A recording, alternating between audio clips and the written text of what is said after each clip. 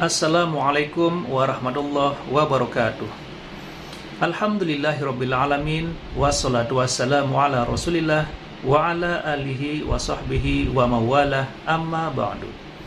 Sahabat beriman yang dirahmati Allah, alhamdulillah kita bertemu lagi di channel ini. Doa dan harapan saya, semoga sahabat semua selalu diberikan kesehatan, dimudahkan segala urusannya, dan dilancarkan rezekinya. Amin ya robbal alamin. Pada kesempatan yang berbahagia ini, mari sejenak kita luangkan waktu kita untuk mendengarkan tausiah yang sangat fenomenal dari guru kita, almarhum Kiai Haji Zainuddin MZ. Tentunya banyak sekali ilmu, hikmah, dan manfaat yang bisa kita jadikan pelajaran dalam kehidupan kita sehari-hari. Berikut ini mari kita simak bersama isi kajian dari guru kita, almarhum Kiai Haji Zainuddin MZ. Selamat mendengarkan. Kita lihat sajalah para petinggi kita sekarang bagaimana menyikapi hukum. Orang takut teriak maling sapi karena DE maling wedus.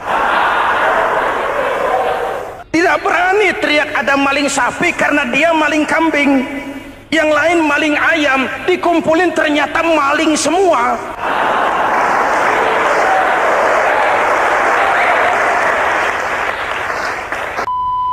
Assalamualaikum warahmatullahi Muhammadin wa ala alihi wa sahbihi ajmain, amma ba'du. Hadirin hadirat ma'asyiral muslimin yang saya cintai, ada sebuah cerita pendek. Seorang pengendara sepeda motor ditangkap oleh Pak Polisi, lalu diperiksa. Ini motor siapa? Pinjam Pak. Helm? Pinjam. SIM? Pinjam. Kata Pak Polisi, tidak boleh begini. Marah yang naik sepeda motor.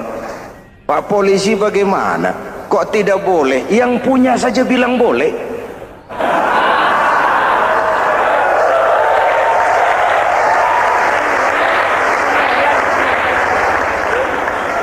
Cerita ini memberikan gambaran bagaimana masyarakat kita sekarang cenderung memboleh-bolehkan diri sendiri, melahirkan permissive society.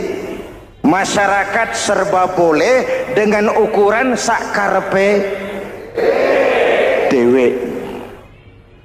Itu sebabnya agama diturunkan.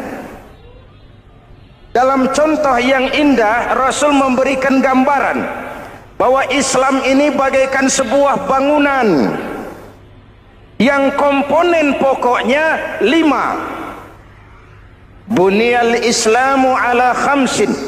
Islam dibangun di atas 5 komponen pokok. Jadi kalau Islam ini ibarat bangunan, unsur penunjang pokoknya itu 5. Mari kita analogkan Islam dengan bangunan. Kalau saudara akan membangun rumah, sebelum pasang tiang, pasang genteng, pasang jendela, apa yang lebih dulu dibangun? Fondasi. Kalau Islam ibarat bangunan, fondasinya adalah syahadatu an la ilaha illallah wa anna muhammadar rasulullah. Ini fondasi. Jikalau kuat fondasi, aman bangunan. Jikalau rapuh fondasi, lentur dan luntur bangunan. Maka kuat atau tidak kuatnya bangunan Islam kita bergantung kepada keyakinan dasar tadi, fondasi. Saya bersaksi tidak ada Tuhan selain Allah, artinya saya tidak akan menyembah kecuali hanya kepada Allah. Orang yang benar fondasinya beres sujudnya. Kalau saya yakin tidak ada Tuhan selain Allah, saya tidak akan minta rezeki kecuali hanya kepada Allah. Orang yang benar fondasinya, giat bekerjanya, jauh dari tipu menipu, jauh dari renten, jauh dari riba, jauh dari korupsi, jauh dari judi. Keyakinan memberikan warna terhadap bentuk kepribadian. Kalau saya yakin tidak ada Tuhan selain Allah, saya tidak akan pernah takut kecuali hanya kepada Allah. Saya tidak akan melarikan persoalan kecuali hanya kepada Allah. Saya tidak akan menggantungkan hidup kecuali hanya kepada Allah. Saya tidak akan minta tolong kecuali hanya kepada Allah. Meresap ke dalam jiwa. Untuk keyakinan seperti ini, orang-orang tua kita dahulu berlinang air mata, bersimbah darah, bahkan berkorban nyawa, melaksanakan hijrah untuk mempertahankan keyakinan. Ini intan paling mahal dan ini mutiara paling berharga. Zaman boleh berubah, tapi pondasi tidak boleh goyah. Masa boleh berganti, tapi pondasi jangan sampai mati. Karena iman kita hidup, untuk iman kita berjuang, dan dalam iman kita ingin kembali menghadap Allah Subhanahu. Masih ingat cerita tentang Bilal? Masih? Mengulang kaji saja. Bilal itu budak sahaya. Ketika masuk Islam, dipanggil oleh majikannya. Bilal, iya bos. Saya dengar kamu masuk Islam ya? Iya bos. Kok berani-beraninya kamu masuk Islam? Memangnya kamu budak siapa Bilal? Iya budak bos. Bos. Kamu kerja sama siapa? Sama bos. Bos. Yang gaji kamu siapa? Ya bos. Nah, kamu kan ngerti Bilal, kamu budak saya, kamu kerja dengan saya, yang gaji kamu saya, yang beri makan saya. Kenapa? Kok beraninya masuk Islam padahal kamu belum saya kasih izin? Bos, bos boleh beli badan saya, tapi jangan mimpi bisa membeli jiwa saya. Tuhan boleh kuasai badan saya, tapi jangan mimpi bisa menguasai keyakinan saya. Saya memang benar Tuhan yang gaji, tapi kan saya digaji, saya kerja.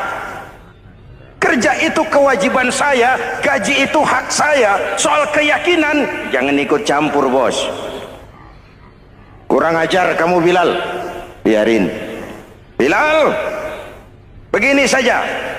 Kalau kau mau meninggalkan keyakinanmu, meninggalkan Allah Tuhanmu, kau akan kami merdekakan. Tapi kalau kau tetap dalam keyakinanmu, kamu akan saya siksa sampai mati. Bagaimana? Jangan mimpi bos. Lebih baik mati berkalang tanah daripada hidup bercermin bangkai. Biar saya gugur membela keyakinan daripada hidup jadi penjilat menjual akidah. Itu prinsip.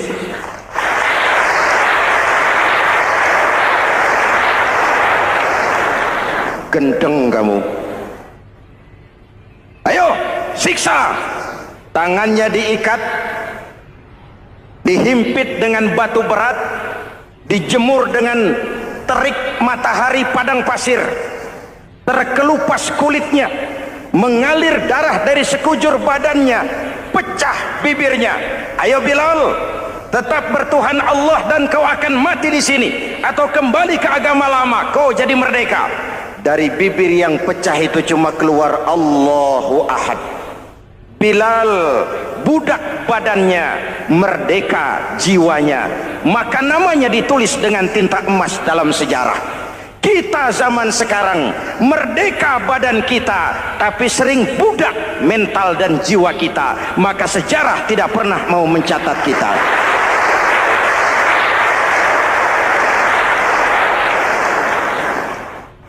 Masyarul muslimin yang saya cintai, fondasi sudah. Lalu apa lagi? Mulai memancangkan tiang. Tiangnya 5. Ada tiang namanya zuhur, asar, maghrib, subuh, isya. Tetapi agar bangunan menjadi kuat, ada tiang-tiang tambahan. Namanya rawatib dan nawafil. Rawatib itu ba'diyah atau qobliyah, nawafil itu di luar itu. Agar bangunan menjadi kuat dibentuk pribadi lewat sholat. Apa filsafatnya? Pertama, sholat itu simbol penyerahan total kepada Allah. Kita ini sudah kontrak. Innallaha astara minal mu'minina anfusahum wa amwalahum bi anna lahumul jannah. Allah telah membeli dari orang-orang mukmin diri mereka, harta mereka, bagi mereka adalah surga. Penjual kita orang beriman, pembeli Allah, dagangannya amwal dan anfus, harganya adalah surga. Jelas? Penyerahan total itu dimulai dengan takbiratul ihram. Shalli fardal isya, Allahu akbar. Arahkan mata ke tempat kita sujud. Jangan lupa kalau sudah di atas, lupa dengan yang di bawah. Sudah jadi genteng, petatang peteteng di atas.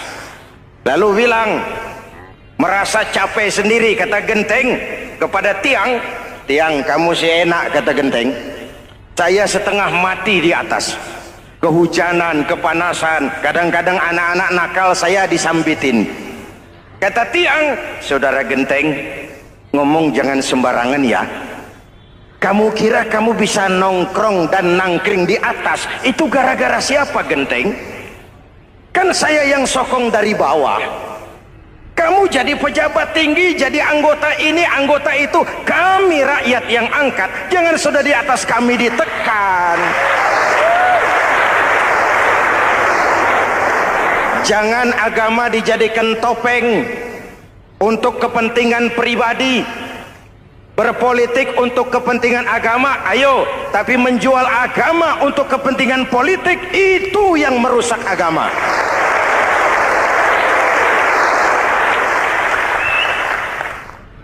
Ini kan kita lagi prihatin sedang meluncur kasus Bulog Gate 2. Innalillahi wa inna ilaihi raji'un. Kita lihat sajalah para petinggi kita sekarang bagaimana menyikapi hukum. Sebab saya dengar ada bargaining, orang takut teriak maling sapi karena DE maling wedus. Tidak berani teriak ada maling sapi karena dia maling kambing.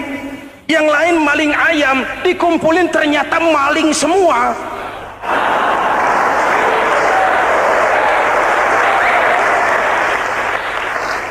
Hadirin yang saya hormati, ini melukai rasa keadilan. Oleh karena itu sholat mengajarkan kepada kita, dalam posisi berdiri, lihat tempat sujudmu. Jangan menteleng terus ke atas, lalu lupa dari mana kita berangkat. Itulah maknanya tawadhu, rendah hati, tidak melonjak angku dan sombong. Ada sebuah hadis Rasulullah bersabda, "Idza aradallahu biqaumin khairan." Apabila Allah menginginkan kebaikan kepada satu bangsa, apabila Allah menginginkan kebaikan kepada satu kelompok rakyat, walla alaihim hulama'uhum, maka yang naik jadi pemimpin adalah orang-orang yang santun, orang-orang yang lemah lembut, bukan orang yang menggunakan kekerasan dan tiran. Sedikit-sedikit main pecat, itu terlambat lahir. Mestinya lahir di zaman Hitler, mestinya lahir di zaman Benito Mussolini, atau kalau mau lebih klasik lagi di zaman Fir'aun. Kalau Allah menginginkan kebaikan kepada satu masyarakat, satu bangsa, satu negara, naiklah orang-orang yang santun, yang ngayomi, yang menjadi solusi dan jalan keluar untuk kepentingan rakyatnya, mampu memberikan keteladanan. Saya tertarik dengan pidato Presiden Cina pada saat dilantik. Cina, Presiden Cina pasti tidak tahu Pancasila, pasti tidak kenal Islam, tapi pidato pelantikannya, berikan saya 100 peti mati, yang 99 akan saya pakai buat koruptor, yang satu akan saya pakai sendiri kalau kamu lihat saya tidak benar. Luar biasa. Yang diperlukan sekarang ini keteladanan. Ulama'uhum, sikap ngayomi, mencari jalan keluar, bukan memamerkan kekuasaan, memamerkan kekuatan, arogansi, menghormati perbedaan. Itu ciri demokrasi. Lalu wa qada bainahum ulama'uhum, yang memutuskan hukum adalah pakarnya, ulamanya, mengambil keputusan secara profesional sehingga rakyat beroleh apa yang namanya kepastian hukum, merasa hidup terlindungi, aman dan nyaman. Lalu yang ketiga, wa ja'alal mala fi askhiyaihim, peredaran harta, pergerakan ekonomi berada di tangan orang-orang yang pemurah, yang tidak mau kaya sendiri, tidak mau senyum di atas penderitaan orang lain, menari di atas bangkai saudaranya. Hadirin yang saya hormati, ini cirinya. Tapi sebaliknya kata Nabi, wa idza aradallahu biqaumin syarran, apabila Allah menghendaki kejelekan, keburukan bagi satu bangsa, walla alaihim sufaha'uhum, yang naik jadi pemimpin orang-orang durjana, orang-orang kurang ajar, tapi dipoles dengan topeng yang bagus. Hei, hei, ini musim topeng. Musim apa? Topeng. Topeng itu apa perlunya? Menyembunyikan wajah asli. Sekarang ini Dracula berwajah Arjuna. Ini musim topeng. Kita rakyat harus hati-hati dan punya filter, mampu memilah dan memilih. Walla alaihim sufaha'uhum wa qada bainahum juhaluhum, yang memutuskan hukum, yang mengambil keputusan orang-orang bodoh. Wa ja'alal mala fi bukhalaihim, peredaran harta, peredaran ekonomi jatuh di tangan orang-orang yang bakhil, yang tidak punya konsep menciptakan kemakmuran yang merata bagi seluruh rakyat Indonesia.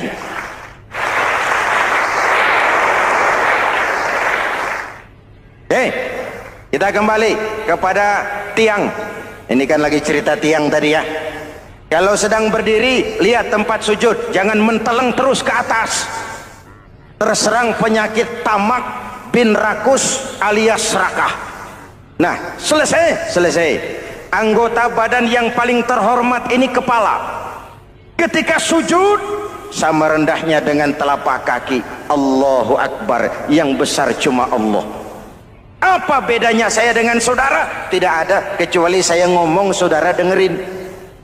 Kita sama-sama beribadah, sama-sama mencari nilai tambah di hadapan Allah. Apa saya lebih penting dari saudara? Belum tentu. Apa saya lebih hebat dari saudara? Belum tentu. Perasaan lebih penting, lebih hebat, lebih jago setan. Jelas? Ayo tundukkan kepala, dia sama rendahnya dengan telapak kaki kita. Yang besar cuma Allah. Allahu Akbar. Lalu diakhiri dengan menebarkan salam. Assalamualaikum warahmatullah. Assalamualaikum warahmatullah. Menebarkan salam, mewujudkan rasa aman, damai, bukan menimbulkan keresahan. Hadirin yang saya hormati, ini karakteristik kita. Selesai sholat, kembali ke masyarakat, ajaran salam diterjemahkan. Apa? Rasulullah sallallahu alaihi wasallam bersabda, "Ufsus salam, wasilul arham, wa at'imut ta'am, wa sallu bil laili wan nasu niyam, tadkhulul jannata bisalam." Pertama, ufsus salam, tebarkan salam. Tebarkan salam itu bukan cuma kalau ketemu orang assalamualaikum, assalamualaikum. Iya, itu zahirnya. Tetapi hidup di tengah masyarakat memberikan rasa aman, rasa damai, menjadi pengayom bagi lingkungan, menjadi rahmah bagi semesta. Dalam Islam jangankan manusia, binatang saja dilindungi kok. Betul? Betul? Coba kalau belajar istinja itu kan makruh buang air kecil di tanah yang berlubang. Kenapa? Pertama, melindungi binatang yang ada dalam lubang. Siapa tahu di lubang yang saudara kencingi ada semut sedang rapat. Membahas Bologet jilid 2. Apa dosanya lalu mati dikencingi? Ini namanya rahmatan lis semut. Binatang saja dilindungi. Ada hadis, kalau kamu menyembelih hewan, sembelilah dengan cara yang terbaik. Jangan menyembelih ayam dengan pisau tumpul. Ini ajaran apa? Ajaran tentang peri kebinatangan. Rahmatan, memberikan rahmah, salam, keselamatan dan kedamaian kepada masyarakat lingkungan. Itu misi seorang muslim.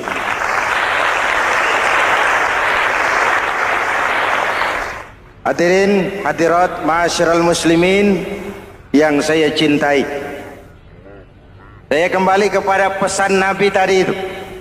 Pertama, ufsus salam, sebarkan salam. Sekarang ini kan yang banyak sebarkan isu, sebarkan fitnah, hancurkan nama baik orang, hantam orang di mana-mana. Padahal yang diajarkan ufsus salam, sebarkan perdamaian, bukan permusuhan. Cari kebenaran, bukan kemenangan. Lalu yang kedua, wasilul arham, sambungkan silaturahmi, tegakkan semangat kekeluargaan dan persaudaraan. Karena kita sudah diikat dengan tali akidah. Mari kita saling bertanya setelah lewat hari-hari yang dimana kita seperti saling berhadapan, seperti tercabut dari akar budaya kita sebagai bangsa. Semangat gotong royong, semangat kekeluargaan makin lentur dan luntur, dan perlu kita angkat kembali ke permukaan. Silul arham, sambungkan semangat silaturahmi. Wa at'imut ta'am, berikan makan orang-orang yang kelaparan. Mempunyai kepekaan dan kepedulian. Jangan menari di atas penderitaan orang, jangan tersenyum di atas isak tangis tetangga. At'imut ta'am, mempunyai kepedulian yang tinggi.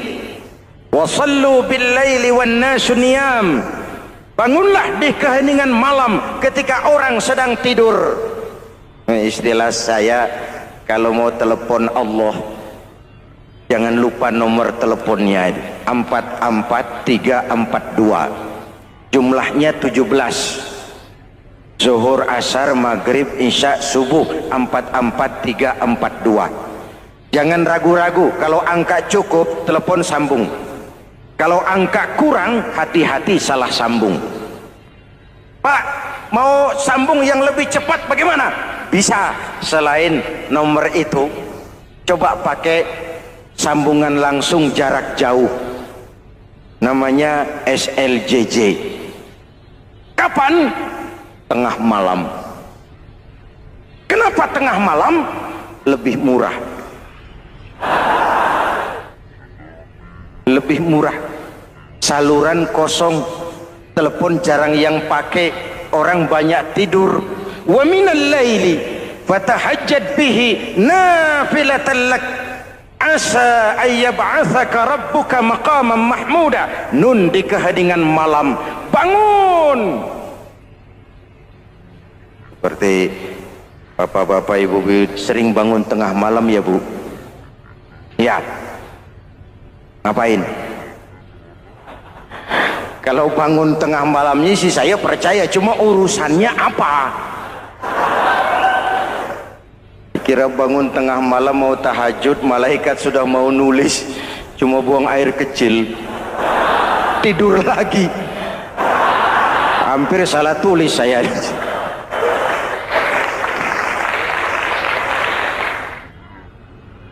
Baik, fondasi sudah Pak, tiang siap, lalu apa lagi?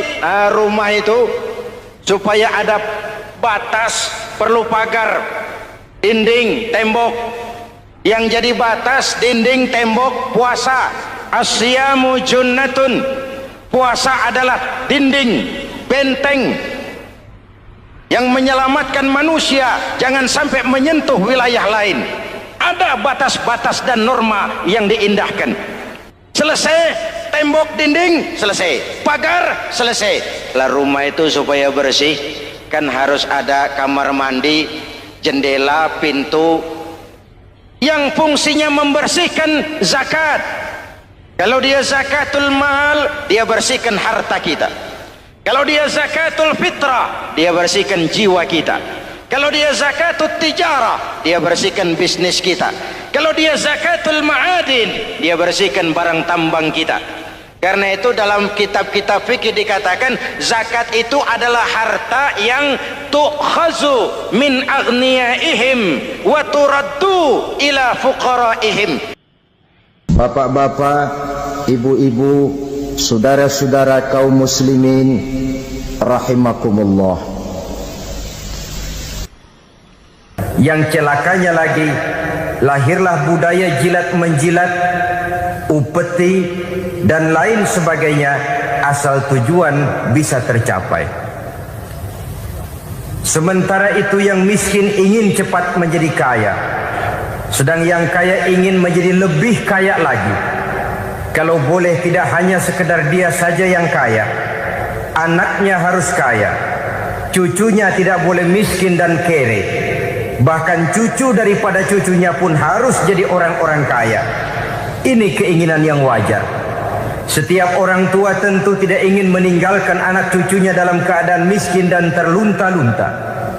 Yang tidak wajar kalau keinginan itu membuat orang lalu menghalalkan segala macam cara, menyalahgunakan fasilitas yang dimilikinya, apalagi kalau dia berada dalam satu posisi di mana seharusnya dia memberikan contoh dan keteladanan.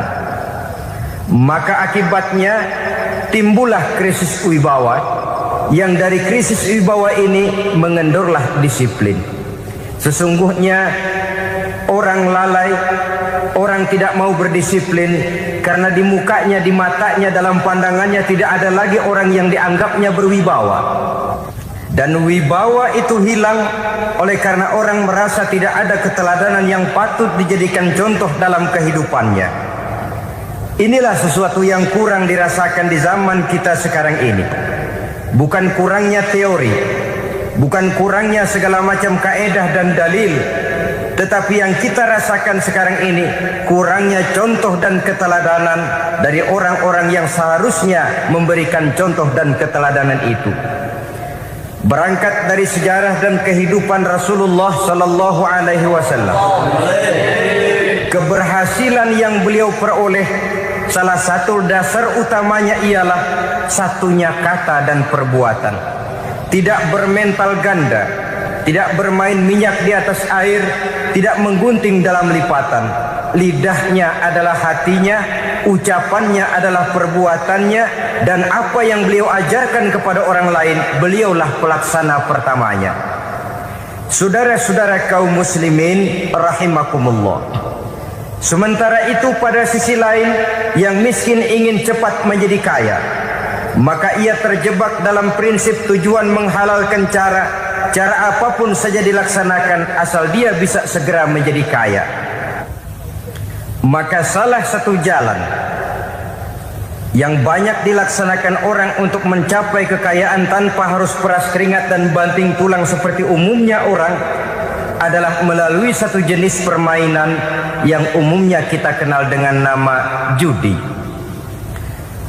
Ada dua bentuk dan pola daripada judi.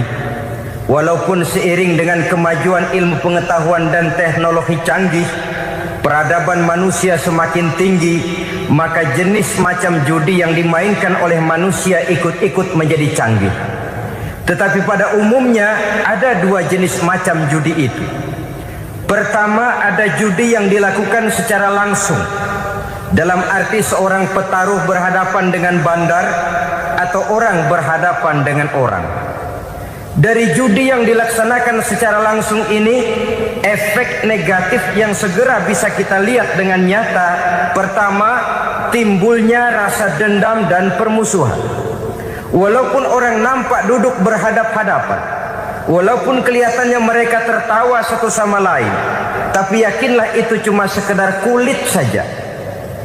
Pikiran yang ada dalam benak tiap-tiap orang yang terlibat dalam perjudian tidak lain ialah bagaimana saya bisa mengalahkan lawan main saya.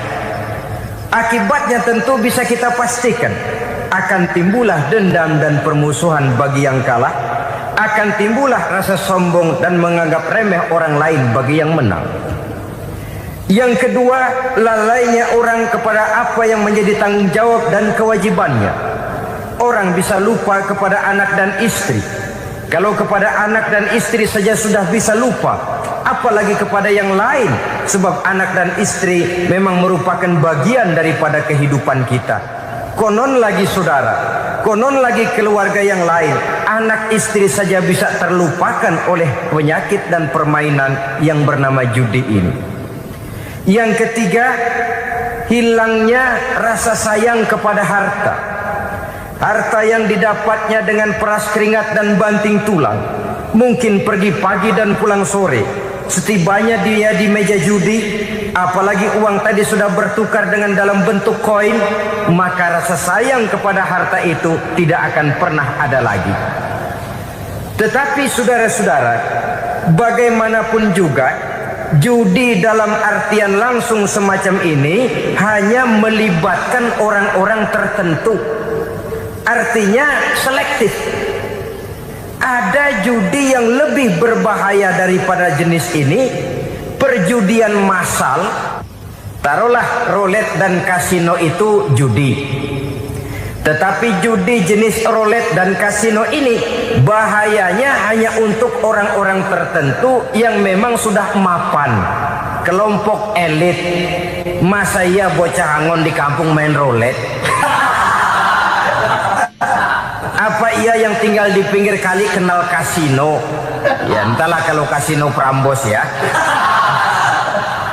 Dari judi massal semacam ini lahirlah penyakit yang dinamakan tulul amal. Tulul amal, orang yang terlalu panjang angan-angan. Bukan tidak boleh orang bercita-cita, sebab cita-cita itu perlu.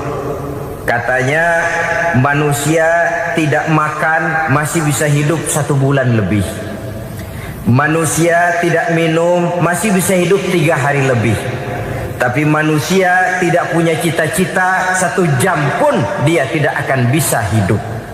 Karena faktor yang membuat kita bergairah menghadapi kehidupan, faktor yang mendorong kita untuk tetap berusaha dan tegar menghadapi resiko, karena adanya cita-cita di dalam kehidupan kita.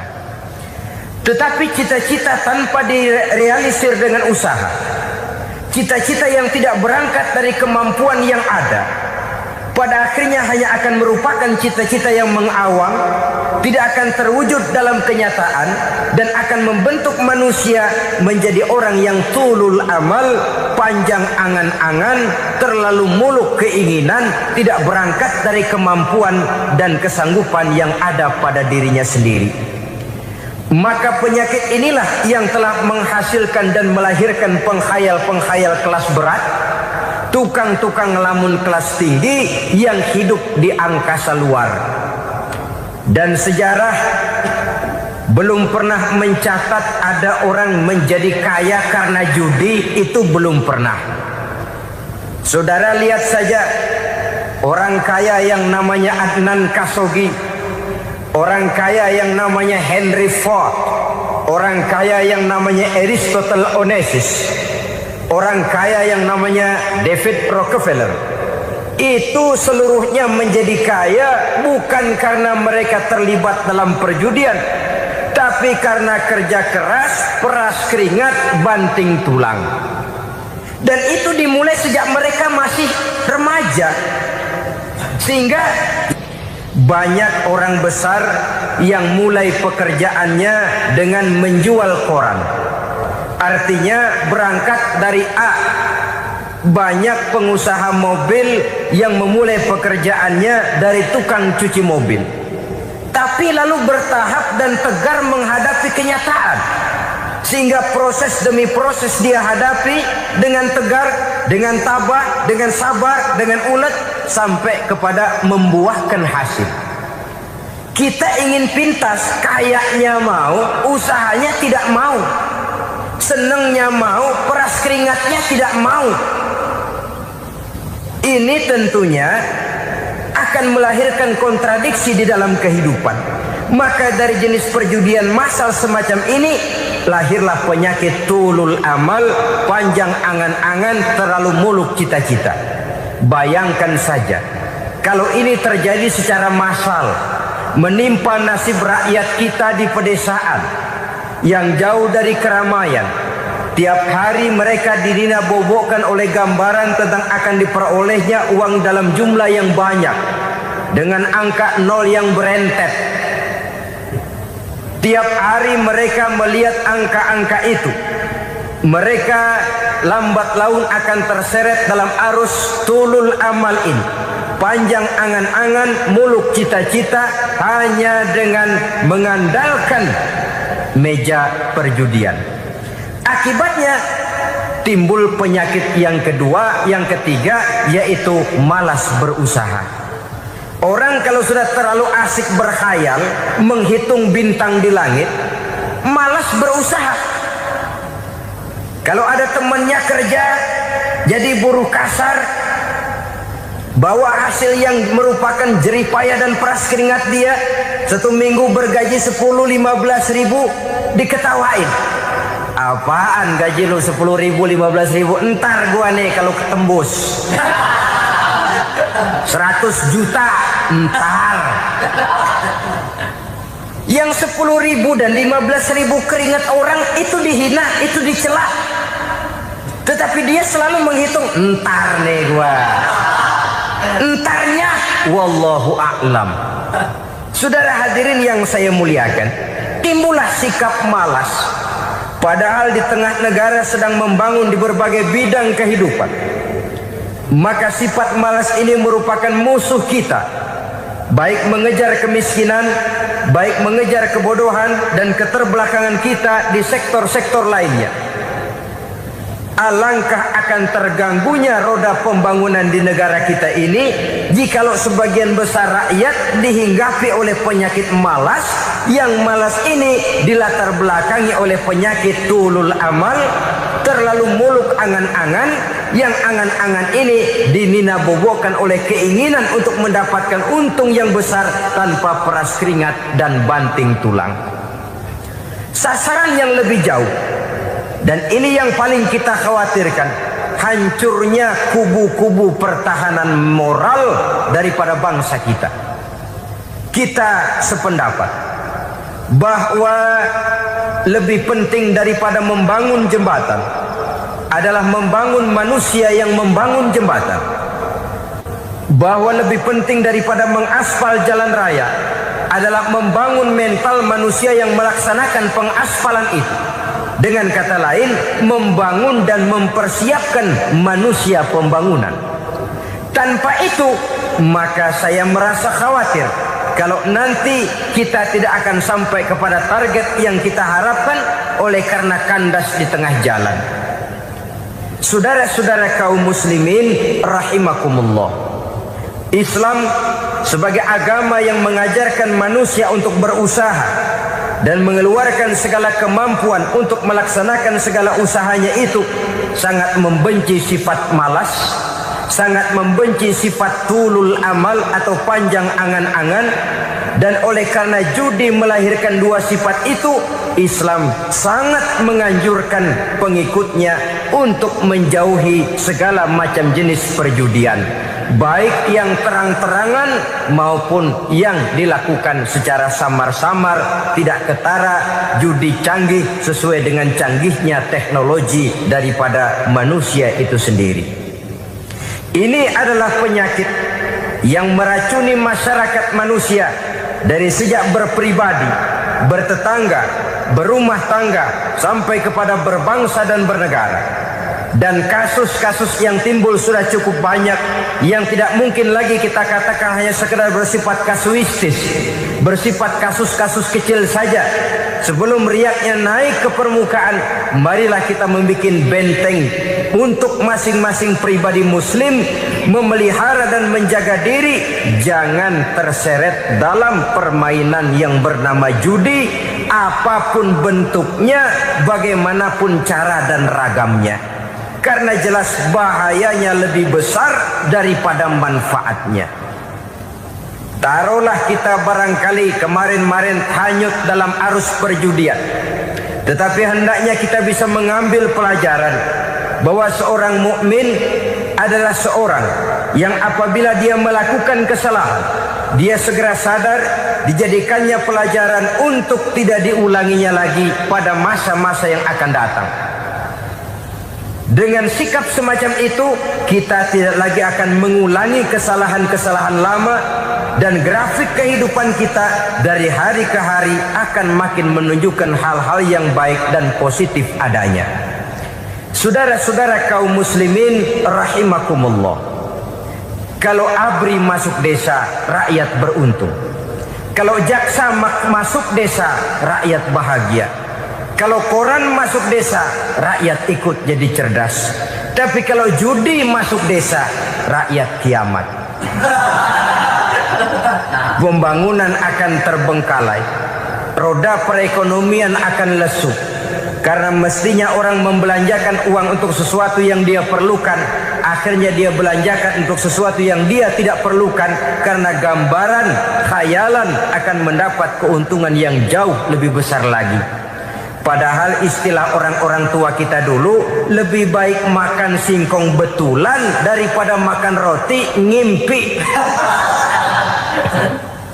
Artinya uang yang 1.000-2.000 rupiah itu lebih baik dibelikan beras, dimasak, makan bersama anak dan istri, terasa nikmat dan halalnya, ketimbang beli kertas lalu ngelamun, menghayal, menghitung yang bukan-bukan. Itu kertas dibolak madep ulon, dibolak madep mudik, diputar sana, diputar sini, akhirnya palanya ikut muter. Kira-kira apa yang cocok? Masih belum puas kertas dilihat, orang gila ditanyain. Sudah tahu waras, orang gila yang ditanya. Masih belum puas nanya orang gila, tidur di kuburan. Allahu Akbar. Padahal di rumahnya tempat tidurnya empuk, anget, nggak ada nyamuk. Kuburan, tidur di kuburan. Dampak-dampak negatif yang semacam ini pada gilirannya mau atau tidak mau akan menyeberang kepada garis akidah, membahayakan dan mengancam nilai-nilai tauhid yang kita miliki. Sudah kertas dibolak-balik, tidak puas, orang gila ditanya. Orang gila ditanya belum maram, tidur di kuburan. Barangkali ada bisikan. Saudara hadirin yang saya muliakan, memang walaupun wahyu sudah berhenti, tapi Allah masih memberikan ilham kepada hamba-hambanya yang dikehendakinya. Tetapi ilham itu bentuknya positif. Kalau saudara pagi-pagi berniat, tahu-tahu datang pikiran nanti malam mau ngaji, itu namanya ilham. Kalau saudara sedang merenung, tahu-tahu datang pikiran, saya mau sedekah, itu namanya ilham, bentuknya positif. Tapi kalau ngelamun, tahu-tahu datang pikiran nomor sekian sekian sekian pasang, itu bukan ilham, itu belis. Saudara hadirin yang saya muliakan, tidak puas tidur di kuburan, cari yang lebih paten lagi, dukun ditanya. Nah, saya ingin menuduhkan persoalan. Apa tidak boleh orang ziarah kubur? Apa tidak boleh orang pergi ke dukun? Ini dalam kaitannya dengan judi, karena ini penyakit yang sudah merajalela, mewabah di kalangan masyarakat kita di lapisan yang bawah ini. Saudara hadirin yang saya muliakan, ziarah kubur bukan saja boleh, malah dianjurkan oleh Nabi. Tetapi ziarah kubur yang dianjurkan oleh Nabi itu dengan tujuan pertama, agar orang ingat kepada mati. Kafa bil mauti wa'izah, kata Nabi. Cukup dengan mengingat mati menjadi pelajaran bagi kamu semua. Maka etikanya diajarkan, kalau saudara ziarah kubur, sampai di depan pintu kubur itu kan, Assalamualaikum ya ahlal kubur wa inna insyaallahu bikum lahikun. Kami satu saat insya Allah pasti akan menyusul kamu. Kalau kamu sekarang berbaring di sini, satu saat kami akan berbaring di sini. Ziarah kubur mengingatkan orang kepada mati. Orang yang ingat kepada mati, gaya hidupnya lain dengan orang yang tidak ingat mati. Nah, orang kalau nggak ingat mati, gaya hidupnya nggak terkontrol. Kalau dia berkuasa, Fir'aun. Itu nggak ingat mati. Kalau dia kaya, Korun. Sudah gambarannya nggak merupakan gambaran-gambaran yang baik. Orang yang ingat mati, dia berkuasa, dia berlaku adil. Satu saat saya akan mati dan ini akan dimintakan pertanggungan jawab. Orang kaya ingat mati, dia akan jadi pemurah. Kenapa? Kalau saya diberikan ilmu, pertanyaan akhirat cuma satu, ilmumu kau amalkan untuk apa? Kalau saya diberikan umur panjang, pertanyaan akhirat cuma satu, umurmu kau habiskan di mana? Tapi jikalau saya diberikan harta, pertanyaan akhirat ada dua, hartamu kau dapat dari mana, kau belanjakan kemana? Depannya ditanya, belakangnya ditanya. Dapat dari mana, dibelanjain kemana? Sebab dua-duanya berkaitan dengan kegiatan. Kadang-kadang dapatnya dari jalan yang baik, tapi keluarnya ke tempat yang tidak baik, itu pun tidak betul. Atau dapatnya dari yang tidak baik, tapi dibelanjakan untuk yang baik, itu pun tidak bisa diterima. Oleh karenanya, dengan mengingat mati, gaya hidup seseorang jadi terkontrol karenanya. Yang kedua, dianjurkan kita untuk berziarah kubur itu mendoakan orang-orang yang sudah meninggal. Mal mayyitu fi qabrihi illa kal gharikil mutaghawis, kata Nabi. Orang yang sudah meninggal itu di alam barzakhnya adalah seperti orang yang tenggelam di lautan, menunggu doa dari keluarganya yang masih hidup. Apakah itu anaknya, kemenakannya, cucunya, dan lain sebagainya. Adapun yang kalau kita ziarahi itu kuburnya orang-orang yang kita tahu merupakan orang soleh, orang yang berjiwa bersih, yang kita kenal ketakwaannya kepada Allah Subhanahu wa ta'ala, tidak ada salahnya kita bertabarruk, asal jangan dengan satu keyakinan bahwa dia secara mandiri bisa mendoakan kita. Dia hanya bisa melakukan itu hanya dengan izin Allah. Nah, umumnya orang kalau sudah ziarah ke kubur-kubur keramat itu, Allahnya kelupaan. Itu yang dikhawatirkan merusak dan mengganggu akidah. Sehingga di awal-awal perkembangan Islam, Nabi pernah melarang orang ziarah kubur itu. Ini bisa kita simak dari hadis, kuntu nahaitukum an ziyaratil qabri fazuruha.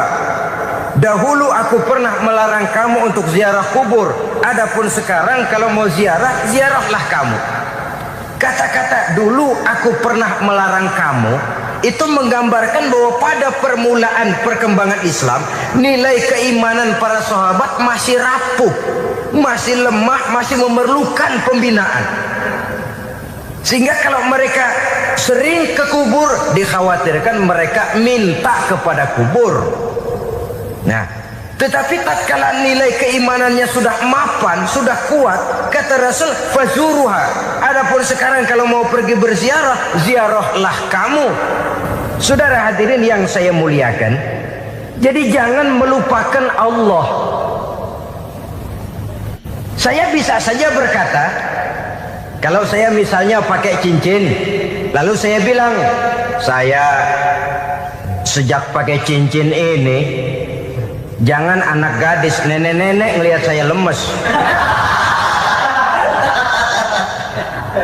Atau sejak pakai cincin ini dagangan laris bener. Cincin itu yang menggelincirkan akidah. Untuk tidak tergelincir, orang harus tidak melupakan Allah. Dia bisa berkata, alhamdulillah Allah memberikan keistimewaan kepada batu cincin saya. Batu cincinnya tidak apa-apa, Allah yang memberikan keistimewaan.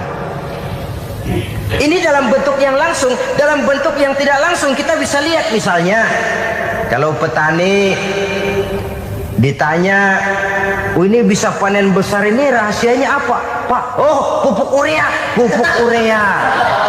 Nah, Allah nomor 16.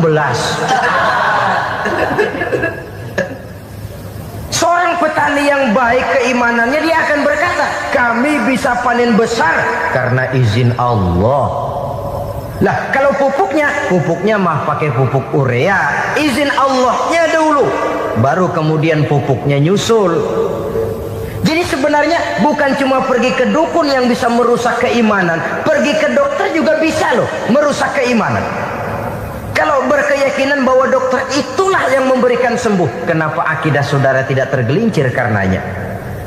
Dokter hanya memberikan obat dan resep, sembuh itu datangnya dari Allah. Ini yang diungkapkan lewat lisan Nabi Ibrahim alaihissalam, wa iza maridtu fahuwa yashfini. Apabila aku sakit, dialah Allah yang memberikan sembuh. Memberikan sembuh. Jangan juga menyalahartikan ayat ini. Ada ayat begini sakit terus nekat. Udah nggak usah berobat dah, memang penyakit dari Tuhan. Ntar waktunya baik ya baik dah. Udah ampek terus dah. Orang yang berobat saja belum tentu sembuh, apalagi yang tidak berobat. Sama juga orang nggak sembahyang kita ajakin ngotot, lu juga yang sembahyang belum tentu masuk surga katanya. Lah yang sembahyang belum tentu masuk surga, bagaimana cengoran lu yang nggak sembahyang?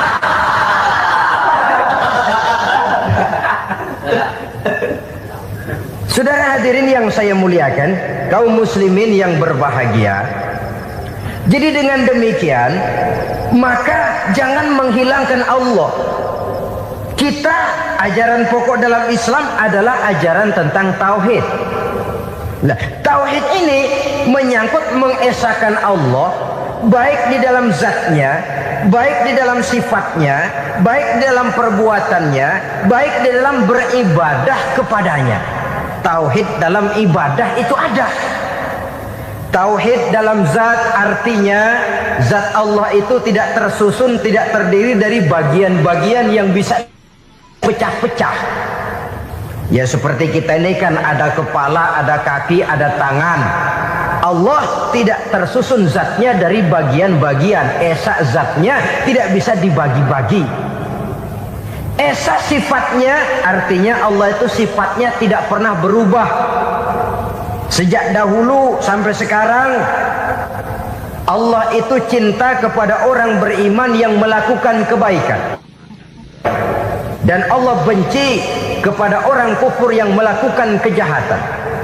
Mustahil satu saat Allah berubah. Orang kufur yang berbuat kejahatan didemenin, orang mukmin yang berbuat kebaikan dikeselin. Misalnya tahun 2000 Tuhan giliran jengkel sama orang mukmin. Itu mustahil, dia esa di dalam sifatnya. Lain dengan sifat kita manusia. Sifat kita ini kan relatif. Ada saatnya kita senang, lain saat yang kita senang betul kita caci maki. Hari ini kita caci maki, besok kita puji. Lihat teman kaya, habis kita omongin, boleh jadi dia kaya, kenapa? Dukunnya 36. Begitu kita habis caci maki begitu, dia datang ngasih duit sama kita. Cacian itu bisa berubah menjadi pujian. Lu ya emang bukan main dah. Sifat kita itu relatif, bisa terpengaruh oleh situasi dan kondisi. Saudara hadirin yang saya hormati, kaum muslimin yang berbahagia, Allah juga esa di dalam perbuatannya.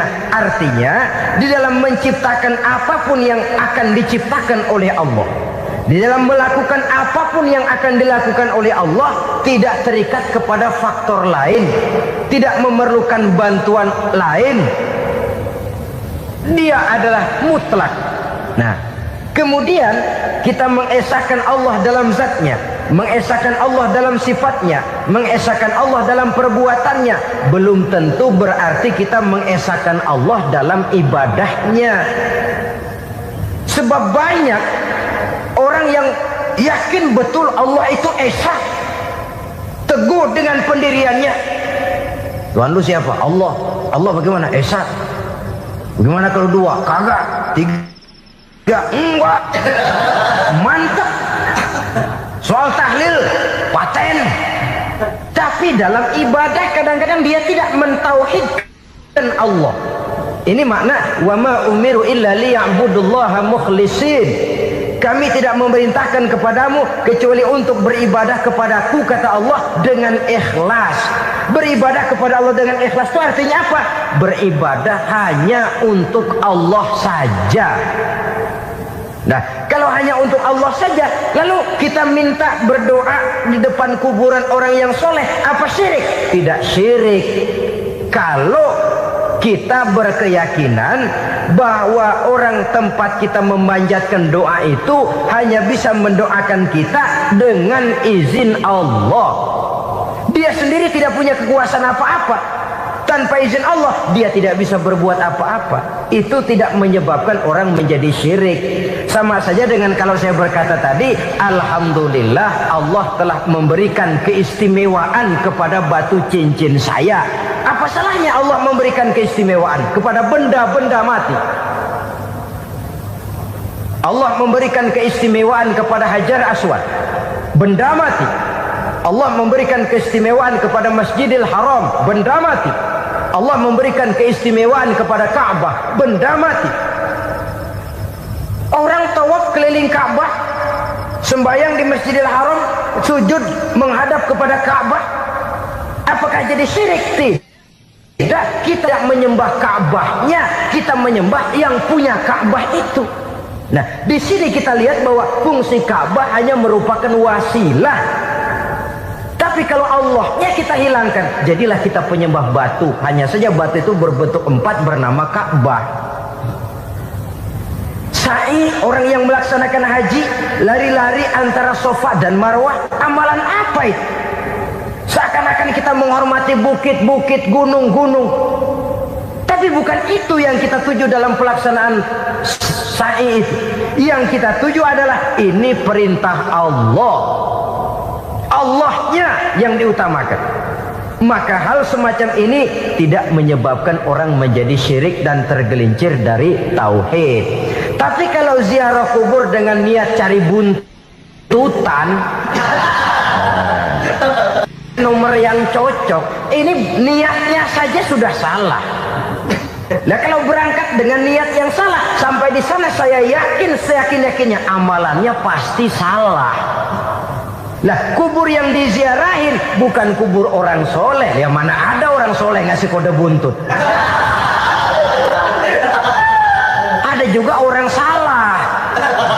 Orang soleh itu kadang-kadang dia nggak tahu kuburan siapa, nongkrong aja di situ. Memang sulit, saudara-saudara. Mental ya, namanya mental. Kalau memang mental sudah mental judi, apa saja bisa dijudiin. Jadi orang nggak perlu sebenarnya pemerintah terlalu gini, nggak usah. Kembali saja kepada mental. Kalau mental memang sudah mental judi, apaan aja bisa dijudiin. Pulang tengah malam nabrak babi, babi yang keluar nih.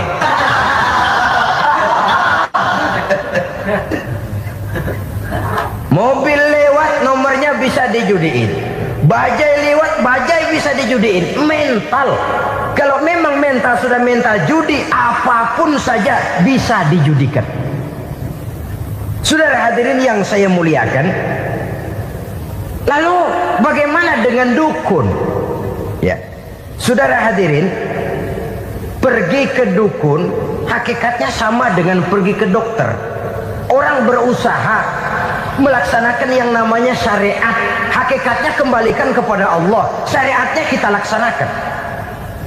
Tetapi, nah ini tetapi, yang pertama saudara harus tahu betul dukunnya itu bayang apa enggak, agamanya kuat apa enggak. Sebab ya tentu tidak ada dukun yang jelek, karena pada umumnya penyakit dukun itu kan nyohor, iklan lewat koleha-kolehanya. Kita bisul kecil datang, kita dukun, ini si kecil kemarin bisul kayak kelapa 5 menit baik. 5 menit padahal kemarin kagak ada yang datang. Diolah sedemikian rupa supaya orang mantap. Jadi jangan asal sembarangan. Kadang-kadang lihat potongan dukunnya aja kita ngeri. Mukanya sudah klemot, nggak pernah tersentuh air wudhu. Jangankan air wudhu, mandi aja jarang. Yang kayak begini yang dipegang mati-matian, yang dipercayai habis-habisan, akan kita kemanakan tauhid kita ini? Apalagi kalau perginya sudah dengan niat mencari nomor yang jitu. Itu saya katakan lagi tadi, berangkat saja sudah dengan niat yang salah. Orang berusaha silahkan. Sama juga kita ke dokter. Oleh dokter kan setelah diperiksa penyakit kita, lalu dianalisa, oh ini penyakitnya ini. Kemudian diberikan obat. Lah obat itu kan tentu ada aturan minumnya tuh. Yang kapsul ini sehari 3 kali, yang tablet ini sehari 2 kali. Kalau kita minumnya kelebihan, overdosis namanya. Saking pengen cepet baik, sekali minum 10 tablet. Ya memang nggak sakit-sakit lagi, tapi nggak hidup sudah. Habis. Kita pun dalam melaksanakan amalan hidup beragama begitu. Saudara datang kepada kiai, orang-orang soleh, meminta amalan, wiridan, itu jangan sampai overdosis. Tidak sesuai dengan kemampuan pribadi. Wong masih SD sudah minta matematika kelas SMP, celeng. Baru SMP sudah minta diajarkan filsafat kelas perguruan tinggi, semaput. Kenapa? Daya tampungnya nggak kuat. Emang ukuran secangkir, minta di sini seember, ya luber. Lebihnya nggak cukup. Kenapa? Yang diberikan, yang diamalkan tidak sesuai dengan makomnya, tidak sesuai dengan kemampuan yang ada pada dirinya. Saudara hadirin yang saya muliakan, akhirnya apa? Mencelakakan dirinya sendiri, ngawur. Baru sembahyang seminggu udah ngaku ketemu malaikat. Subhanallah, sangat luar biasa apa yang sudah dijelaskan oleh guru kita almarhum Kiai Haji Zainuddin MZ. Sahabat beriman yang dimuliakan Allah, tetaplah di channel ini karena kajian ini belum selesai dan masih banyak lagi hal-hal menarik yang akan disampaikan oleh guru kita almarhum Kiai Haji Zainuddin MZ. Maka dari itu mari kita lanjutkan kembali. Selamat mendengarkan. Sebab Allah itu memberikan keistimewaan. Ada waktu istimewa, ada tempat istimewa, ada jam istimewa.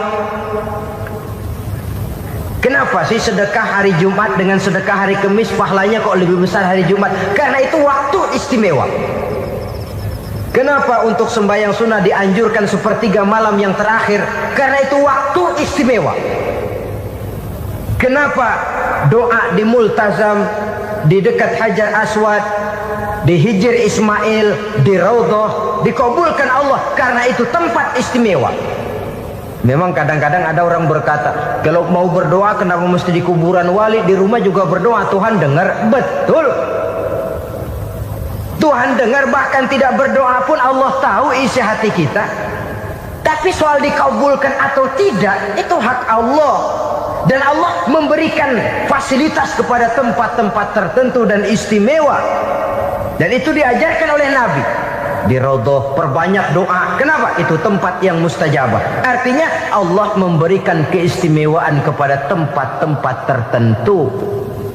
Dalam konteksnya dengan ini, makom para aulia, para wali, para ulama soleh, tidak ada salahnya kita berdoa di sana, bertawassul, bukan meminta kepada si kiai, bukan meminta kepada si ulama, bukan meminta kepada si wali, meminta kepada Allah melalui tempat yang orangnya kita yakin dekat dengan Allah. Walaupun Allah tidak memerlukan perantara, itu jelas. Allah tidak memerlukan calo, memang. Tapi Allah menyediakan waktu dan tempat-tempat istimewa.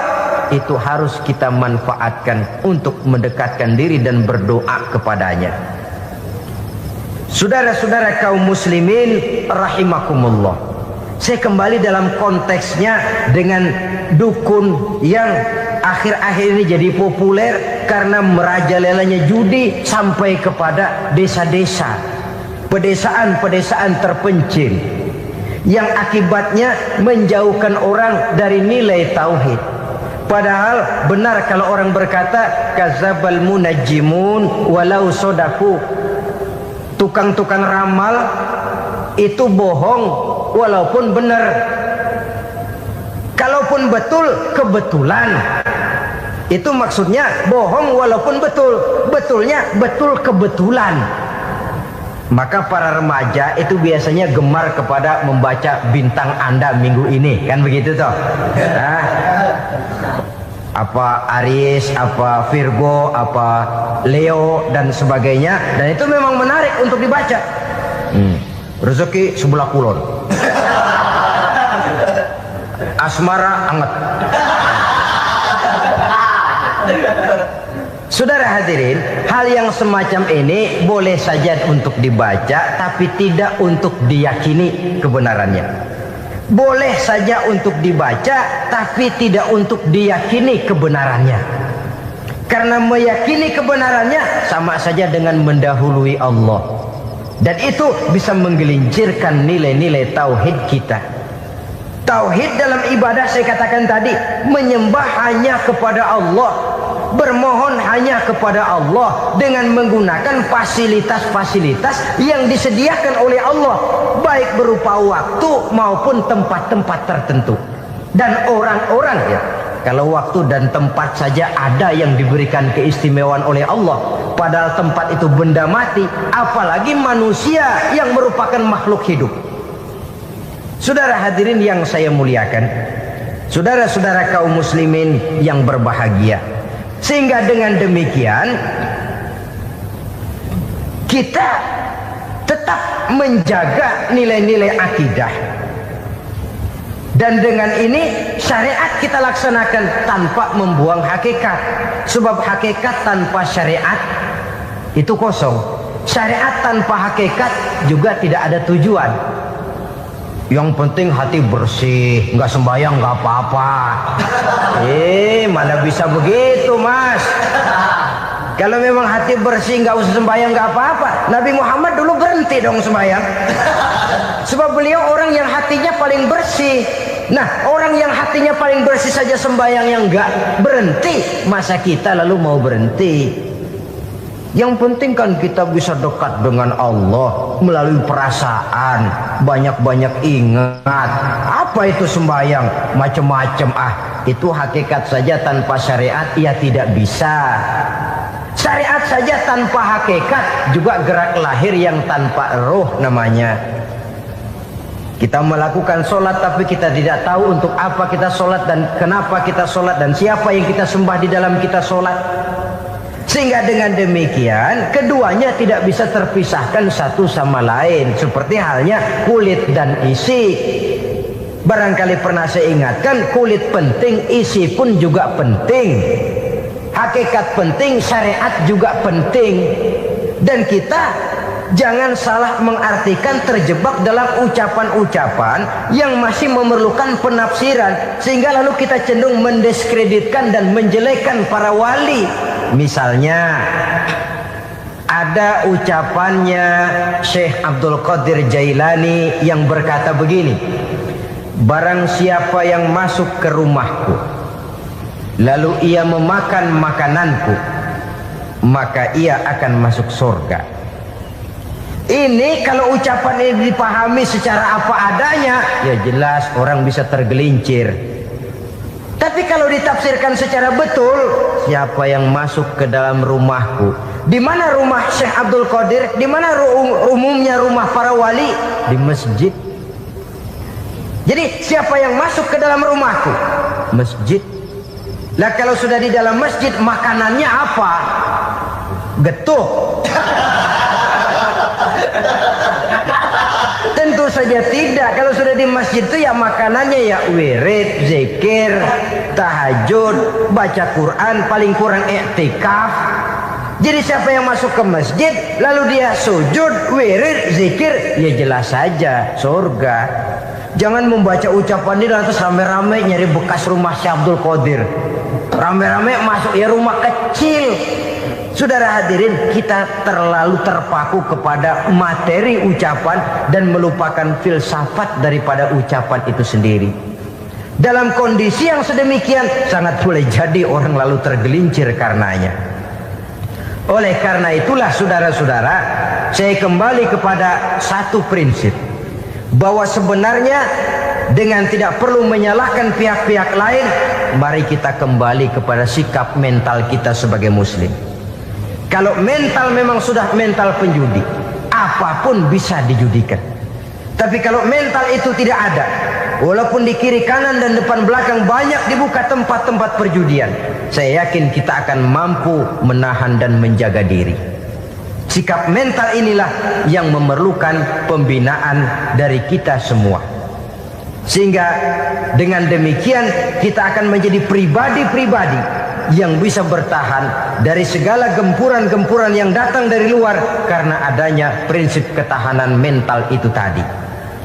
Sekali lagi saya ingatkan bahwa judi selamanya tidak akan pernah mendatangkan kebahagiaan. Judi tidak akan membuat orang menjadi kaya. Judi tidak akan membuat orang makin akrab berteman dan bersaudara. Yang jelas, judi melahirkan permusuhan dan dendam, membangkitkan rasa malas, memulukan angan-angan tanpa mau peras keringat dan banting tulang, melalaikan orang dari tanggung jawab dan kewajibannya, membuat ia lupa kepada anak, istri dan seluruh keluarganya, dan pada akhirnya dia akan terjebak dalam satu permainan yang makin menjauhkan dia dari proses kesadarannya sebagai manusia. Sebagai uraian penutup, marilah kita renungi firman Allah dalam Al-Baqarah ayat 208. A'udzubillahi minasyaitonir rajim.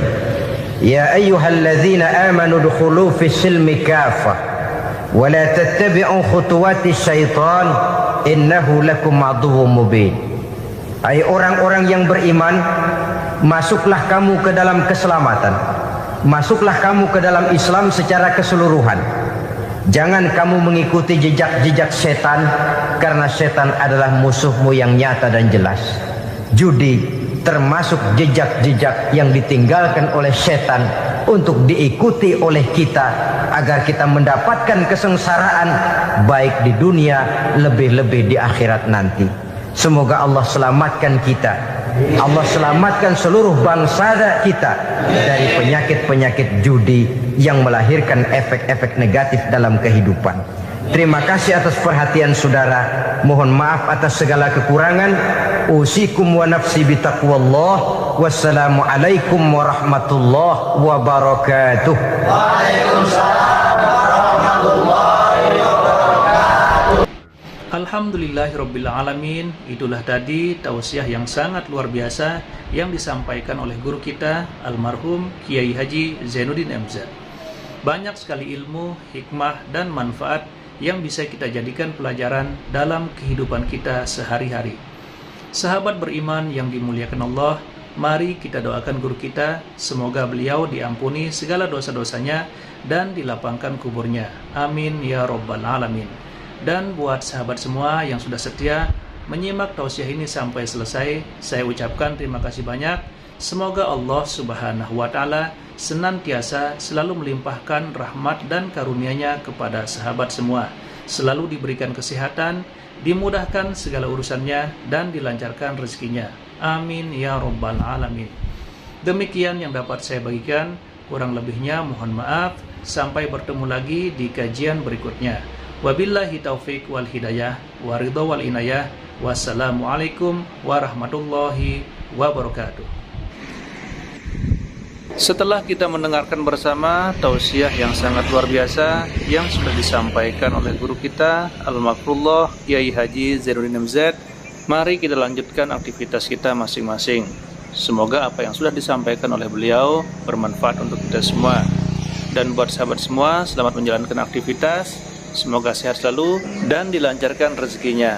Amin ya rabbal alamin. Sampai bertemu lagi di video butiran ilmu berikutnya. Salam sukses selalu. Wassalamualaikum warahmatullahi wabarakatuh.